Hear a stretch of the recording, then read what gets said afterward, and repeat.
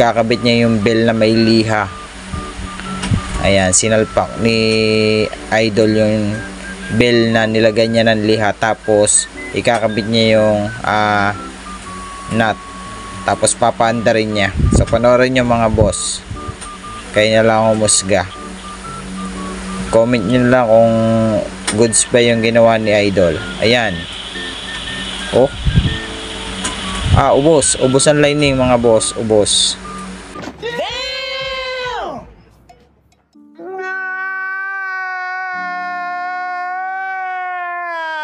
Sayang yung lining mga boss, ubos agad.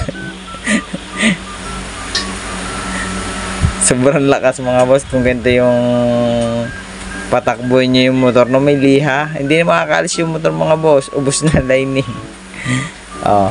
Comment nyo mga boss kung nagustuhan nyo yung ginawa ni Idol.